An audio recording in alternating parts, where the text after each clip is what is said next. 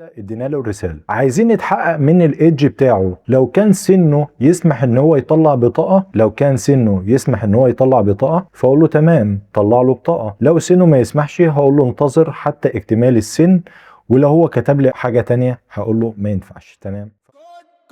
كود وذا سم من الصفر نبدأ نوصل للأحلام. يا سلام لابتوب مفتوح قلبك مليان. السلام عليكم ورحمة الله وبركاته. عاملين ايه يا شباب؟ يا رب تكونوا بخير دايما. ان شاء الله تكملة لدروس الجزء الاول في كورس بايثون، وتكملة لما بدأناه في الاف ستيتمنت. كنا خدنا المحاضرة اللي فاتت الاف ستيتمنت وعرفنا ايه هي الاف، وعرفنا الالس، وعرفنا الالف، وخدنا امثله عمليه عليهم بكل التفاصيل. تعالى بقى ناخد حاجه مهمه جدا وهي النستد اف. النستد اف باختصار شديد هي عباره عن اف جوه اف. يعني ايه اف جوه اف؟ مش هتفهمها الا بمثال عملي. لو خدنا مثال عملي كده، لو قلت لك ان انت عايز تطلع بطاقه، تمام، ورحت للموظف اللي بيطلع البطايق هناك، هيسالك سؤالين: هو انت مصري؟ فانت هتجاوب بتقول له يا يا لا، صح؟ تمام.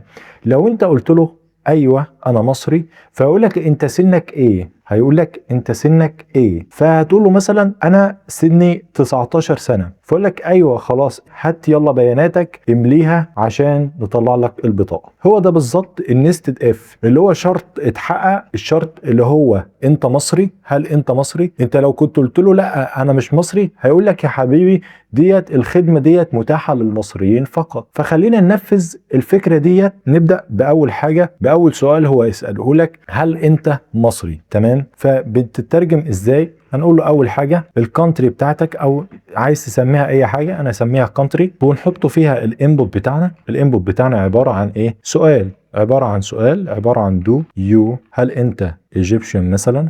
ايجيبشن، كويس. والرد هيكون بيس اور نو. تمام. تعالى بقى نتشيك عن طريق اف. هقول له لو الكونتري بتاعته لو كان يس، هقول له كده اف الكونتري، تمام، بتساوي يعني هل تساوي الكونتري دي، هل تساوي النص اللي هو يس. تمام. لو هو بتساوي النص اللي هو يس، هنعمل الكود ده. هنعمل ايه بقى؟ اللي هو سنك كام؟ هيسألك السؤال التاني هنا جوه الاف، هنا يقول لك انت سنك كام.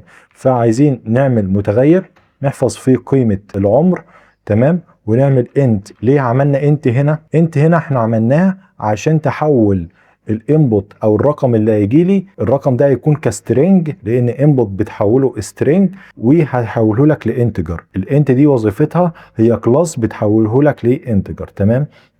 فانا عندي الانبوت اهو، بنحط مثلا اي رساله للمستخدم عشان يفهم بس يور ايدج. تمام، معلش اتش. كويس كده. عملنا ايه كده؟ ادينا له الرساله. عايزين نتحقق من الايدج بتاعه. لو كان سنه يسمح ان هو يطلع بطاقه،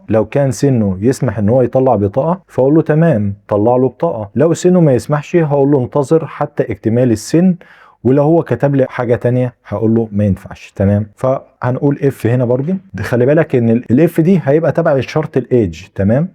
فهي دي النستد اف بقى. النستد اف لما يكون اف جوه اف صغيره جوه اف كبيره. تمام.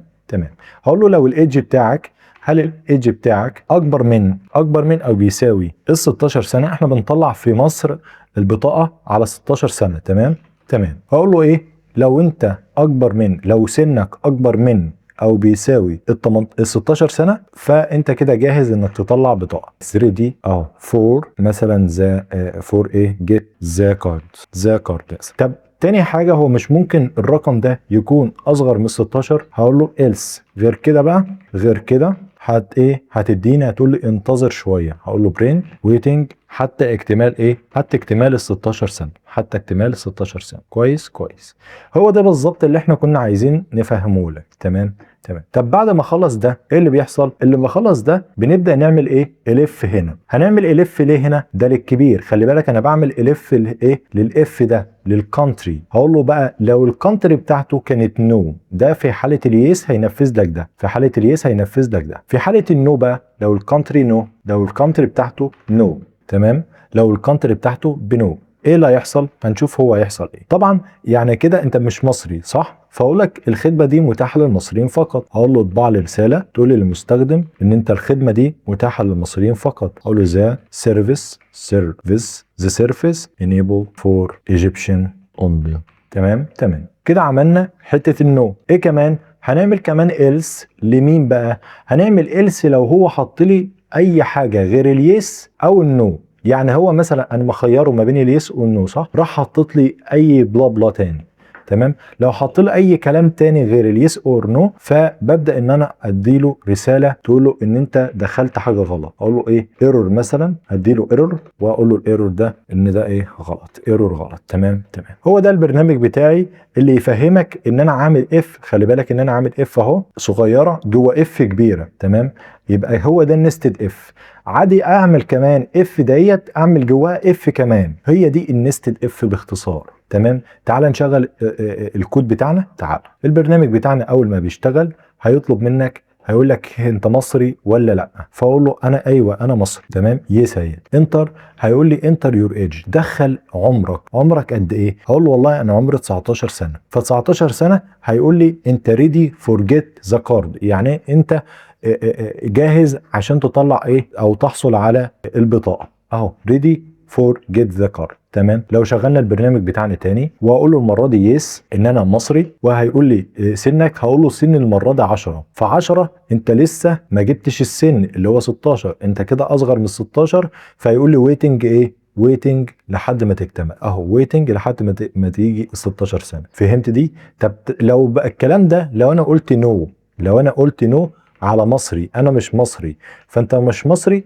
اذا انت الخدمه دي متاحه للمصريين فقط. تمام، لو شغلت الكود تاني وهعمل اي بلا بلا تاني فهيطلع لي ايه؟ ايرور على طول. هيقول لي انت ايرور، في غلط، انت مدخل الدي غلط. تمام. هو واحد هيسالني هيقول لي هو ليه البرنامج بتاعنا بيقف او بيخلص، وليه كل شويه اعمل رن؟ عشان الكود بيخلص، انا هو بينفذ لك الحاجه اللي انت عايزها. طب لو انا عايز البرنامج يرجع يشتغل تاني، هو ده الفور لوب اللي هناخده قريبا باذن الله. هو ده الفور لوب والوايل لوب اللي هناخدهم، واخلي لك البرنامج شغال معاك عشان ما نعملش كل شويه رن ويبدا يتكرر معاك البرنامج والسؤال بتاعه كل شويه. تمام. هو ده النستد اف اللي احنا خدناها، واشوفكم على خير المحاضره الجايه، والسلام عليكم ورحمه الله وبركاته. بخطوة توصل وحدها، خد وبسم، حلمك مش بعيد، اكتب بس سطر والباقي هيجي.